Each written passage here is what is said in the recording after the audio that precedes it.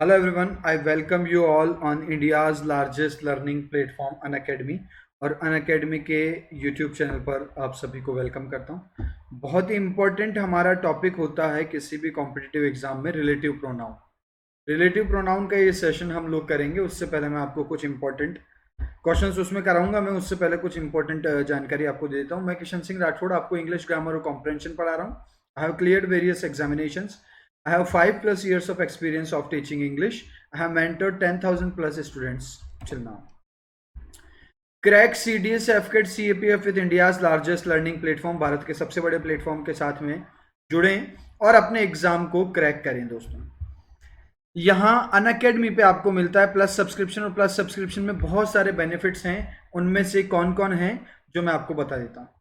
Daily live class होती है दोस्तों अनअकैडमी प्लस पे, जिसमें आप चैट कर सकते हैं एजुकेटर के साथ, आप डिस्कस कर सकते हैं, अपने डाउट्स उनसे पूछ सकते हैं और आंसर कर सकते हैं पोल्स में आंसर चलते हैं लाइव क्लास के दौरान। बहुत ही इंटरेस्टिंग, बहुत ही टेस्ट जो है रैंक के आधार पर बहुत ही शानदार क्लासेस होती है। उसके बाद है स्ट्रक्चर्ड कोर्सेज। दोस्तों ध्यान देंगे, स्ट्रक्चर्ड कोर्सेज किसको कहते हैं, किसको कहा है हमने। आपके एग्जाम के जो सिलेबस है, जो भी आप एग्जाम देने वाले हैं उसके सिलेबस को ध्यान में रखते हुए, उसमें किस टाइप के क्वेश्चंस पूछे जाते हैं, इन सबको ध्यान में रखते हुए स्ट्रक्चर्ड कोर्सेज इंडिया के बेस्ट एजुकेटर्स जो अपने अपने सब्जेक्ट के बहुत ही एक्सपीरियंस एजुकेटर्स हैं वो आपको पढ़ाते हैं। ठीक है, स्ट्रक्चर्ड कोर्सेज वहां पर बनाए जाते हैं, तो आप वो कोर्सेज ले सकते हैं।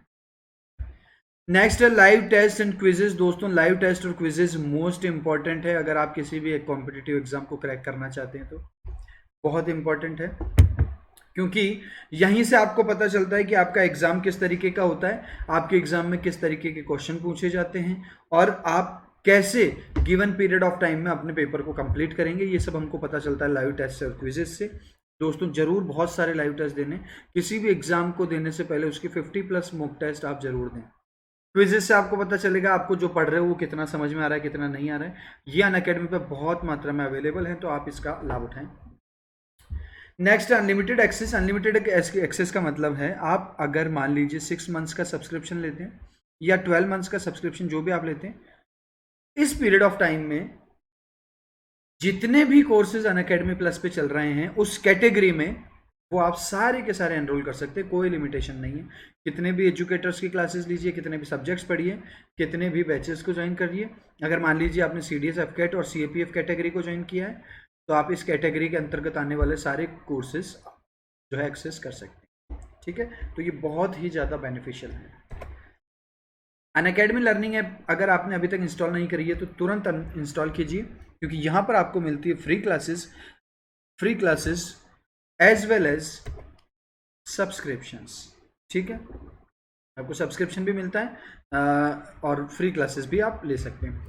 फ्री क्लासेस को कैसे आप अनलॉक करेंगे मेरे कोड से, मैं आपको बता देता हूँ स्टेप बाय स्टेप। सबसे पहले आप अनअकैडमी का लर्निंग ऐप डाउनलोड कीजिए, उसके बाद लॉगिन कीजिए अपने मोबाइल नंबर और ईमेल आईडी से, और नेक्स्ट स्टेप में आप अपना गोल सेलेक्ट करिए। मेरी क्लासेस हो रही है CAPF FCAT CDS और FCAT कैटेगरी में, तो आप इसको सेलेक्ट कर सकते हैं। इसके अलावा आपका जो भी गोल है आप सेलेक्ट कीजिए। टॉप लेफ्ट कॉर्नर में आपको दिखेगा मेन्यू बटन, और उसको प्रेस करने पर आपको दिखेगा स्पेशल क्लासेस या फ्री क्लासेस, स्पेशल क्लासेस या फ्री क्लासेस। इसके बाद आपसे इनवाइट कोड पूछा जाएगा, और इनवाइट कोड आपका है RATHORE10, दैट इज राठौड़ 10। और दोस्तों राठौड़ 10 मेरा रेफरल कोड है, इसको अप्लाई करने से आपका फ्री प्लान अनलॉक हो जाएगा। ठीक है दोस्तों, वेरी गुड। चलिए, यहां से इन स्टेप्स को फॉलो करके आप अनअकैडमी क्विज को ज्वाइन कर सकते हैं। इन स्टेप्स को फॉलो कीजिए। अगर आपने अभी तक टेलीग्राम चैनल ज्वाइन नहीं किया तो जल्दी से वाईफाई स्टडी डिफेंस एग्जाम्स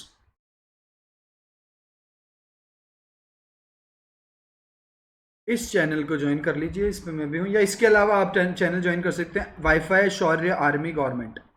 यहां आपको मिलती है इंपॉर्टेंट PDFs और सभी एजुकेटर के क्लासेस के नोटिफिकेशंस। तो तुरंत इसको चैनल को हम लोग कर लेंगे ज्वाइन। ठीक है, अब देखिए सब्सक्रिप्शन का प्राइस। आप अगर 24 मंथ्स का सब्सक्रिप्शन लेते हैं तो 24 मंथ्स का सब्सक्रिप्शन प्राइस है 14,080 रुपीज़। 12 मंथ्स का है नाउ 9,680 रुपीज़, 6 मंथ्स का 7,920। और ये सभी जो कोर्सेज हैं ये नो कॉस्ट ईएमआई पे भी अवेलेबल हैं। नो कॉस्ट ईएमआई का मतलब है आपका कोई इंटरेस्ट नहीं लगेगा, बस ईएमआई पे ये हो जाएंगे, आसान किस्तों में आप इनको ज्वाइन ले सकते हैं। इन सभी फीस में आपको 10% डिस्काउंट के लिए रेफरल कोड आप यहां पर यूज कर सकते हैं, RATHORE10 Rathore 10, that is my referral code. इसको यूज करने से आप 10% डिस्काउंट यानी कि आपकी जो प्राइस है वो करीब करीब ये हो जाएगी। ठीक है, तो अप्लाई करें कोड और 10% डिस्काउंट प्राप्त करें। लास्ट में CDS FCAT CAPF कैटेगरी में चल रहा है दोस्तों एक बहुत ही अच्छा ऑफर। अगर आप 6 मंथ्स का सब्सक्रिप्शन लेते हैं तो 1 मंथ का सब्सक्रिप्शन फ्री मिलता है, 12 मंथ्स का लेते हैं तो 2 मंथ्स का फ्री मिलता है, 24 मंथ्स का लेते हैं तो 4 मंथ्स का आपको फ्री मिलता है। ये ऑफर वैलिड है 1 to 31 जुलाई। तो आप जल्दी करें, सब्सक्रिप्शन लें और इस ऑफर का फायदा उठाएं। चलो दोस्तों, now let us move towards our topic which is relative pronoun. दोस्तों very very very important, because competitive examination में इसका क्वेश्चन बहुत पूछा जाता है, कई बार थोड़े से ट्रिकी क्वेश्चन आ जाते हैं। हम इस तरीके से पढ़ेंगे कि हमारा क्वेश्चन कभी गलत ना हो रिलेटिव प्रोनाउन बेस से। सबसे पहले ये देखें कि relative pronoun works as a conjunction. Relative pronoun basically एक कंजंक्शन होता है। अच्छा, अब कंजंक्शन हमने बचपन में पढ़ा था, पहले कई बार पढ़ा है। कंजंक्शन का मतलब होता है जो दो सेंटेंस को आपस में कनेक्ट करता है। कंजंक्शन क्या करता है? दो सेंटेंस को आपस में कनेक्ट करता है, और दो सेंटेंस का मतलब है दो मेन वर्ब होगी। तो रिलेटिव प्रोनाउन एक कंजंक्शन है, इसका मतलब रिलेटिव प्रोनाउन जिस सेंटेंस में भी है वहां एटलीस्ट 2 वर्ब्स होनी चाहिए। कितनी वर्ब्स होनी चाहिए? 2 मेन वर्ब्स होनी चाहिए। Otherwise we can not use relative pronoun if there are not 2 verbs in the sentence. ठीक है, every sentence which has relative pronoun, उस प्रत्येक सेंटेंस में जिसमें रिलेटिव प्रोनाउन है, must have at least 2 verbs। 2 verbs होनी चाहिए because relative pronoun work as a conjunction। चलो देखते हैं क्वेश्चन। हमारे सामने एक क्वेश्चन है, ये ठीक है कि गलत है इसके लिए हम सेंटेंस पढ़ते हैं। द कंपनी विच इज, ये इज है, ये मिसप्रिंट हो रखा है। The company which is the largest profit making company in the world. ध्यान से पढ़ें, इस सेंटेंस में कंपनी के बाद हमने विच रिलेटिव प्रोनाउन का यूज किया दोस्तों। विच एक रिलेटिव प्रोनाउन है। ठीक है, अब हम देखते हैं रिलेटिव प्रोनाउन है तो सेंटेंस में 2 मेन वर्ब होने चाहिए। क्या यहां 2 मेन वर्ब है? बिल्कुल नहीं है, यहां पर एक ही मेन वर्ब है जो कि is. Company which is the largest profit making, making तो जेरेंड है, सॉरी यहां पार्टिसिपल एडजेक्टिव बन रहा है। Making company in the world दूसरी वर्ब नहीं है, और जब सेंटेंस में एक ही मेन वर्ब है तो we can not use relative pronoun. इस विच को यहां से रिमूव कर दो, आपका सेंटेंस बिल्कुल ठीक हो जाएगा। समझे? आगे वाले सेंटेंस से और क्लियर हो जाएगा। ठीक है, नाउ द कंपनी विच, विच क्या मिला हमें दोस्तों? रिलेटिव प्रोनाउन मिला। और रिलेटिव प्रोनाउन मिला तो वर्ब कितनी होनी चाहिए? 2। पहली वर्ब तो है ये वाली इज, और दूसरी मेन वर्ब है ये दूसरा वाला इज। यानी यहां पर हम देख सकते हैं 2 मेन वर्ब का यूज किया गया है। 2 मेन वर्ब का यूज किया है, नाउ ये रिलेटिव प्रोनाउन जस्टिफाइड है। ठीक है, हम यूज कर सकते हैं क्योंकि कंजंक्शन है। वो कंपनी जो कि सबसे ज्यादा प्रॉफिट कमाने वाली कंपनी है वर्ल्ड में, वो TCS वॉट कोई भी कंपनी है, हमने ऐसे ही नाम लिख दिया है कंपनी का, तो ये रिलेटिव प्रोनाउन और ये रिलेटिव प्रोनाउन। ठीक है, आप जीके मत टेस्ट करना कि TCS है या कोई और है, ऐसे ही लिखाइए। ठीक है, चलिए, तो ये सेंटेंस हमारा बिल्कुल मेन वर्ब 2 हो गई, और अब रिलेटिव प्रोनाउन बिल्कुल ठीक है। चलिए आगे। ठीक है दोस्तों, अब देखते हैं हम कि रिलेटिव प्रोनाउन है कितने कितने केस में होते हैं और क्या क्या इनके यूजेस हैं। सबसे पहले हमने देखा 3 केस के relative pronoun, subjective, objective, possessive. कब किसका यूज होगा वो आगे देखते हैं। Relative pronoun who subjective case, इसका ऑब्जेक्टिव केस होता है होम, और पजेसिव एडजेक्टिव होता है हुज। ठीक है, रिलेटिव प्रोनाउन विच, इसका ऑब्जेक्टिव केस भी विच होता है, सेम है, और इसका पजेसिव केस है of which. That subjective case, इसका ऑब्जेक्टिव केस भी दैट है, और रिलेटिव पजेसिव एडजेक्टिव में हम हुज या ऑफ विच दोनों में से किसी का भी यूज करते हैं। अब ये कब सब्जेक्टिव केस का यूज करेंगे, कब ऑब्जेक्टिव केस का यूज करेंगे, ये हम बाद में देखते हैं। ठीक है, अभी केवल हम इसको याद कर लेंगे कौन कौन है रिलेटिव प्रोनाउन। बेसिकली ये रिलेटिव प्रोनाउन है, इसके अलावा कुछ कंपाउंड रिलेटिव भी होते हैं, जैसे हु एवर, हुमसो एवर, ये सारे, इनको हम बाद में देखेंगे। चलिए बेसिक अब हम इसका पढ़ते हैं, ठीक है। मैंने ये नोट लिख रखा है, इसको अपन ध्यान से पढ़ेंगे और फिर इनको एग्जाम्पल में हम देखेंगे। रिलेटिव प्रोनाउन एक कंजंक्शन होता है, हमने पहले पढ़ लिया है। इससे बने सेंटेंस में कम से कम दो मेन वर्ब होती है, ये हम जानते हैं। रिलेटिव प्रोनाउन से बने क्लॉज को रिलेटिव क्लॉज कहते हैं, और जो बचा हुआ सेंटेंस है उसे मेन क्लॉज कहते हैं। दोस्तों अभी मैं आपको बताता हूं कैसे हुआ। अब ये रूल पढ़ना है यहां पर। अब रिलेटिव क्लॉज में लिखे जाने वर्ब वाले वर्ब और प्रोनाउन एंटीसीडेंट के लिए होते हैं। अब इस पूरी लैंग्वेज को हम एग्जांपल में समझते हैं। देखो, दो क्लॉज हो गए। पहले तो हु इज स्टैंडिंग बिसाइड्स मी, जो कि मेरे पास में खड़े हैं, ठीक है। पास में बिसाइड हो जाएगा, ये बिसाइड्स नहीं है, बिसाइड है। Who is standing beside me, जो कि मेरे पास में खड़े हैं, इज अ साइंटिस्ट। अब यहां आप देख सकते हैं दो मेन वर्ब। पहला सेंटेंस तो हो गया हु इज रिलेटिव। अब ध्यान ये रखना है, रिलेटिव प्रोनाउन के साथ में ये जो सेंटेंस लिखा है दोस्तों, इसको हम नाम दे देते हैं एक रिलेटिव क्लॉज, ताकि रूल पढ़ने में आसान हो जाए। और ये जो बचा हुआ सेंटेंस है दोस्तों, ये होगा मेन क्लॉज, ठीक है। चलिए next sentence same to same, who were late, और ये बचा हुआ हमारे पास, तो ये हु वर लेट हो जाएगा हमारा रिलेटिव क्लॉज, और ये जो सेंटेंस बचा है इसे हम कह देंगे मेन क्लॉज, ठीक।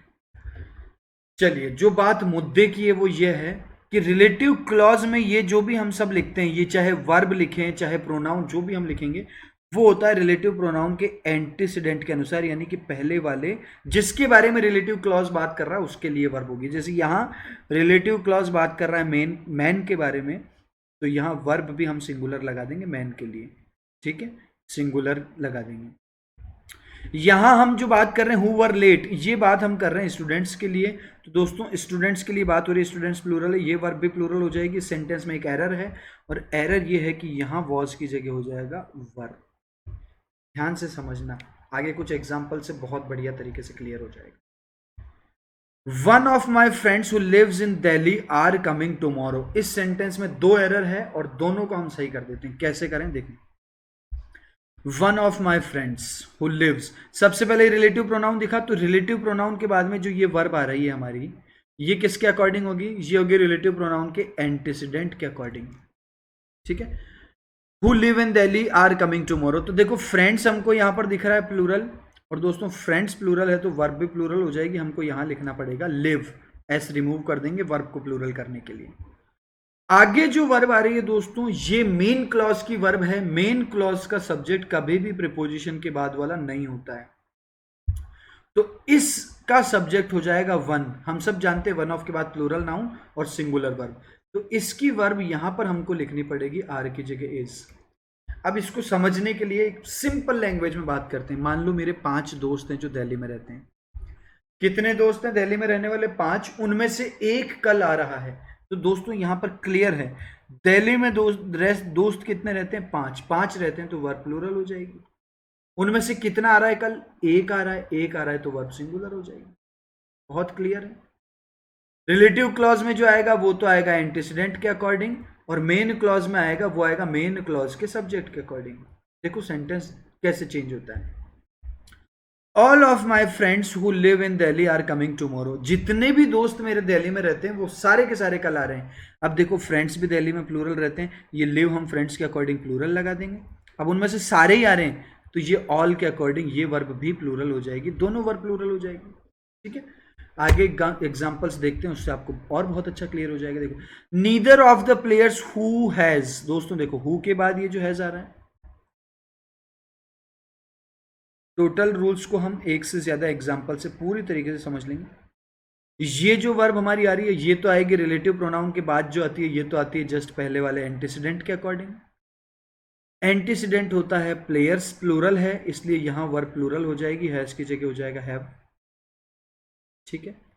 आगे यहां जो वर्ब है ये है मेन क्लॉज की, और ये मेन क्लॉज की वर्ब आएगी नीदर के अकॉर्डिंग।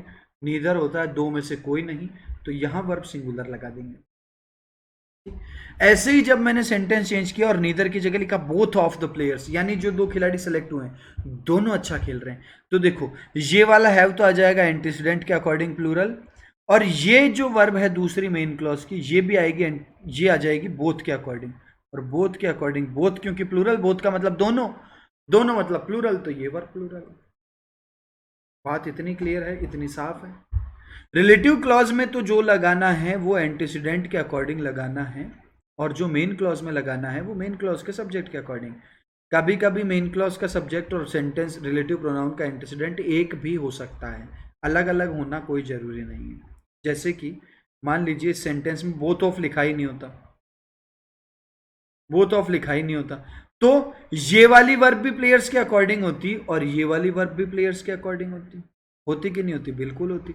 अच्छा कौन खेल रहा है? ये प्लेयर्स, और ये प्लेयर्स ही सेलेक्ट हुए टीम में, तो दोनों का सब्जेक्ट प्लेयर्स हुआ कि नहीं हुआ? बिल्कुल हुआ। चलिए, वेरी गुड। आओ इस सेंटेंस में एरर स्पॉट करें। प्रीवियस ईयर में आया हुआ क्वेश्चन है, ध्यान से पढ़ना। He is one of those who would rather sacrifice his life than turn disloyal to the country. Error spot करेंगे, ठीक है दोस्तों। चलिए, यहां जो हमारे को मेन क्लॉज में इज दिख रहा है, इसका सब्जेक्ट तो ही हो गया, और ही इज होता है, बिल्कुल सही है, यहां कोई गलती नहीं। हु वुड, अब यहां हमारा रिलेटिव क्लॉज स्टार्ट होता है। कौन सा क्लॉज है? Relative clause. अब मैं आपको पहले ही बता चुका हूं, रिलेटिव क्लॉज में जो वर्ब आएगी और जो प्रोनाउन आएगा, ध्यान से देखना, रिलेटिव क्लॉज में आने वाली वर्ब और प्रोनाउन दोनों इस रिलेटिव प्रोनाउन के एंटीसीडेंट के अकॉर्डिंग यूज किए जाते हैं। एंटीसीडेंट दोज, और दोस्तों दोज प्लूरल होता है, हम सब जानते हैं। This that this those, this और दैट सिंगुलर, दिस और दोज प्लूरल। तो ये दोज है हमारा प्लूरल, और इस प्लूरल के अकॉर्डिंग वर्ब भी प्लूरल होनी चाहिए, लेकिन वुड तो मॉडल है, सिंगुलर प्लूरल से कोई लेना देना नहीं है। ये जो प्रोनाउन है ये भी प्लूरल होना चाहिए अकॉर्डिंग टू दोज। और दोस्तों दोज प्लूरल है, तो हिज का प्लूरल कौन बना देंगे हम? There. B is your answer. He's one of those who would rather sacrifice their life than turn disloyal to the country. Clear हो जाना चाहिए, रिलेटिव क्लॉज में आने वाली वर्ब और प्रोनाउन दोनों एंटीसीडेंट के अकॉर्डिंग लगाना है, ठीक है। चलो नेक्स्ट क्वेश्चन, ये क्वेश्चन आप ट्राई करेंगे। He is not one of those who will believe every Tom Dick and Harry whom, sorry who he meets नहीं है, यहां पर होना चाहिए whom they meet, ठीक है। चलो, हु की जगह होम क्यों होगा ये हम थोड़ी देर बाद पढ़ेंगे। दे मीट इसलिए हो जाएगा क्योंकि हम दोज की बात कर रहे हैं, दोज प्लूरल है, इसलिए ही की जगह हो जाएगा दे, मीट्स की जगह हो जाएगा मीट, ठीक है। ये भी क्वेश्चन प्रीवियस ईयर आया हुआ है, आपको मिल जाएगा। चलो जल्दी से इस सेंटेंस में एरर स्पॉट कर देंगे। One of the books that has been written by Chetan Bhagat is Two States, यानी चेतन भगत ने जितनी भी बुक्स लिखी हैं उसमें से एक का नाम टू स्टेट्स है, ऐसा सेंटेंस कहना चाह रहे हैं। चलो, वन ऑफ के बाद प्लूरल नाउन हो गया, बिल्कुल सही है। ये रहा हमारा दैट रिलेटिव प्रोनाउन, ठीक है। रिलेटिव प्रोनाउन के जस्ट बाद जो यहां हम वर्ब लिख रहे हैं दोस्तों, ये होती है एंटीसीडेंट के अकॉर्डिंग। एंटीसीडेंट है बुक्स प्लूरल, तो यहां हम प्लूरल लिख देंगे, हैज की जगह यहां हो जाएगा हैव, ठीक है। ये इज बिल्कुल ठीक है क्योंकि ये मेन क्लॉज है, और ये लगेगा वन के अकॉर्डिंग। इसके अकॉर्डिंग? वन के अकॉर्डिंग, क्योंकि टू स्टेट्स एक ही बुक का नाम है ना, तो ये one of the books is Two States, ठीक है। बहुत ही बढ़िया तरीके से हम समझ गए कि रिलेटिव क्लॉज में एंटीसीडेंट के अकॉर्डिंग लगाएंगे, मेन क्लॉज में मेन क्लॉज के सब्जेक्ट के according. Now this is slightly different question, और ये क्वेश्चन आपका एग्जाम में हो सकता है कई बार गलत, अगर आपने एंटीसीडेंट की पहचान गलत कर ली तो, इसलिए रट्टा नहीं लगाना है, थोड़ा सा समझ लेना है चीजों को, क्योंकि आगे ऐसे क्वेश्चन टिपिकल हो जाते हैं। चलिए दोस्तों सेंटेंस पढ़ेंगे। Lodhi colony is very different from other places in the city which is crowded and noisy. Sentence कह रहा है कि लोधी कॉलोनी इज, अब लोधी कॉलोनी के साथ तो इज ही लगेगा, इसमें तो कोई दिक्कत ही नहीं। लोधी कॉलोनी बहुत डिफरेंट है उन सभी प्लेसेस में, सिटी के उन सभी प्लेसेस में जो कि नॉइजी एंड क्राउडेड है। अब ये रिलेटिव प्रोनाउन के जस्ट बाद में वर्ब आ रही है, धोखे से हम इसका एंटीसीडेंट सिटी समझ सकते हैं, पर ध्यान से देखो इस सेंटेंस को, क्या ये क्लॉज सिटी के बारे में बात कर रहा है, क्या सिटी के अदर प्लेसेस के बारे में बात कर रहा है? लोधी कॉलोनी डिफरेंट है सिटीज के उन प्लेसेस से जो कि नॉइजी और क्राउडेड हैं, इसलिए रिलेटिव क्लॉज का एंटीसीडेंट पता लगाने के लिए आप रिलेटिव क्लॉज से ही बात करो। ये जो हम बात कर रहे हैं ना, which is crowded and noisy, कौन है क्राउडेड एंड नॉइजी? सिटी के अदर प्लेसेस। तो दोस्तों ये प्लेसेस की बात कर रहा है रिलेटिव क्लॉज, यानी एंटीसीडेंट यहां पर ये बनेगा, ठीक है, अदर प्लेसेस बनेगा। और दोस्तों अदर प्लेसेस प्लूरल है, इसलिए वर्ब यहां पर जो है अदर प्लेसेस के अकॉर्डिंग हो जाएगी आर। ऐसा जरूरी नहीं है कि रिलेटिव क्लॉज का जो एंटीसीडेंट है वो हमेशा जस्ट पहले वाला ही हो, जरूरी नहीं है। कई बार प्रिपोजिशनल फ्रेज जो है वो एंटीसीडेंट के प्लेसिंग को खराब कर सकता है, इसलिए यहां पर ये आ रहा है, ठीक है। Other places in the city which are crowded and noisy. ऐसा थोड़ी देर में एक और क्वेश्चन आता है ट्रिकी एग्जाम में, वो भी देखेंगे, वेरी इंपॉर्टेंट ये क्वेश्चन करें। Last year 4 lakh foreign visitors visited India, which show how good its advertising policy is। Sentence पढ़ते हैं। पिछले साल 4 लाख विजिटर्स विजिट किए इंडिया में। अब ये विजिटेड का सब्जेक्ट तो है विजिटर्स, ठीक है, इन विजिटर्स ने विजिट किया था इंडिया। विच शो, अब ये रिलेटिव क्लॉज है, इसको पढ़ लो एक बार शांति से और पता लगाओ एंटीसीडेंट कौन है। Which show how good it's advertising policy is, जो कि दर्शाता है कि इसकी यानी कि इंडिया की एडवर्टाइजिंग पॉलिसी कितनी अच्छी है। अब यहां से समझो कौन सी चीज है जो इंडिया की एडवर्टाइजिंग पॉलिसी के बारे में बात करता है। इंडिया खुद नहीं, विजिटर्स नहीं, बल्कि ये पूरा क्लॉज, ये पूरा स्टेटमेंट इस बात की गवाही देता है कि इंडिया की जो एडवर्टाइजिंग पॉलिसी है वो बहुत अच्छी है, दर्शाता है। कौन सी चीज है जो एडवर्टाइजिंग पॉलिसी दर्शाएगा? कि पिछले साल भारत में 4 लाख विजिटर्स विजिट किए थे, 4 लाख विजिटर्स विजिट किए थे, ये बात शो करेगी। यानी कि इस विच का एंटीसीडेंट ये पूरा का पूरा सेंटेंस है। एक रूल नोट कर लो कि जो क्लॉज होता है, पूरा का पूरा जो सेंटेंस होता है, वो ऑलवेज सिंगुलर ट्रीट किया जाता है। कैसे ट्रीट किया जाता है? सिंगुलर। और इसके लिए हम यहां पर सिंगुलर वर्ब लिख देंगे। शो की जगह हमको लिख देना चाहिए शोज। ध्यान से देख लेना सेंटेंस, ऐसे एक दो और एग्जांपल दूंगा तो उससे आपका सेंटेंस क्लियर हो जाएगा। जैसे कि यहां एक एग्जांपल मैं आपको बताता हूं। चलिए ये सेंटेंस देखिए। He talks on phone for hours which irritate his father. He talks, देखो टॉक्स मतलब बात करता है, बात तो ही करता है, तो ये ही सब्जेक्ट हो जाएगा, ये तो बिल्कुल ठीक है। He talks on phone for hours which irritate his father. अब ये देखो ये वाला सेंटेंस किसके बारे में बात कर रहा है? उसके पिताजी को इरिटेट कर देता है। कौन इरिटेट कर देता है? 4 आवर्स फोन, या जो ये सेंटेंस लिखा हुआ है पूरा का पूरा ही इरिटेट करने के लिए आ रहा है। He talks on phone for hours मतलब घंटों तक फोन पे बात करता है, और ये पूरी की पूरी जो बात है ये इरिटेट कर देती है। क्लियर हो गया यहां से? इसका मतलब पूरा का पूरा सेंटेंस एंटीसीडेंट बन रहा है क्लॉज, और क्लॉज के लिए वर्ब सिंगुलर लगाते हैं, इसलिए अपन यहां पर इरिटेट की जगह लिख देंगे इरिटेट्स। ठीक है, तो ये हो जाएगा इरिटेट की जगह इरिटेट्स। ये याद रखना, रिलेटिव क्लॉज में वर्ब लगाने का क्वेश्चन एग्जाम में बहुत इंपॉर्टेंट है। अलग अलग तरीके से, कई बार बहुत इजी होता है, सीधा सा क्वेश्चन लिखा हुआ होता है, कई बार क्वेश्चन इतना आसान होता है कि ये ऐसे लिखा हुआ आ जाएगा, the boys who was playing.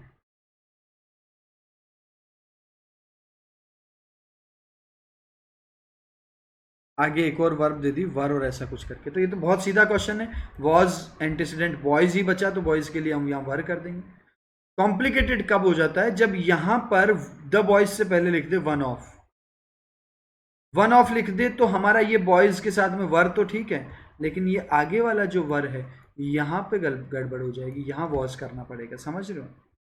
तो ऐसा करके कभी कभी इस टाइप से सेंटेंस आ जाता है, तो ये भी ध्यान रखना है, इसका बहुत खास ख्याल रखना है। ठीक है, और एक वो लोधी कॉलोनी वाला जो एग्जांपल हमने देखा, तो रिलेटिव क्लॉज में वर्ब आती है एंटीसीडेंट। एंटीसीडेंट कई बार जस्ट पहले वाला होता है, कई बार इस टाइप से पूरा का पूरा सेंटेंस होता है। तो अब इतनी वेराइटीज से हमारा अब क्वेश्चन कभी गलत नहीं होगा अगर इन पे हमने ध्यान दे दिया तो। अगले सेक्शन में बढ़ते हैं। हमने 3 रिलेटिव प्रोनाउन देखे, हु, विच और दैट। इनका यूज कब होगा? पहले हु और विच को समझ लो, उसके बाद आगे बात करेंगे। हु ह्यूमन बींग्स के लिए, इंसानों के लिए यूज होता है, बहुत आसान बात है। और विच यूज होता है नॉन लिविंग्स के लिए या एनिमल्स के लिए। ठीक है, लिखा है हु का यूज ह्यूमन बींग्स के लिए होता है, जबकि विच का यूज नॉन लिविंग्स के लिए और एनिमल्स के लिए होता है। ठीक है, एग्जांपल देखते हैं। The pen who is on the table is mine. ऐसा भी क्वेश्चन एग्जाम में आता है दोस्तों। पेन के लिए हु नहीं आएगा, निर्जीव के लिए विच आ जाएगा। आगे देखो, दोनों वर्ब इज लिखी हुई है, ये दोनों के दोनों पेन के लिए, पेन सिंगुलर है इसलिए ये दोनों सिंगुलर है, बिल्कुल ठीक हो जाता है हमारा question. The boy who is playing is my brother, ये भी सेंटेंस बहुत आसान है, बिल्कुल सही है, नो एरर है। बॉय के लिए हमको हु लिखना है, बिल्कुल ठीक है। वर्ब दोनों की दोनों बॉय के लिए सिंगुलर है, तो दूसरे वाले सेंटेंस में कोई एरर नहीं है, पहले में हो जाएगा वो की जगह विच। ठीक है दोस्तों, ये था हमारा आज का सेशन। याद रखना, मैंने आज आपको कंप्लीट बता दिया है किस तरीके से कितने क्वेश्चन बन सकते हैं रिलेटिव क्लॉज में या रिलेटिव प्रोनाउन वाले सेंटेंस में वर्ब लगाने के।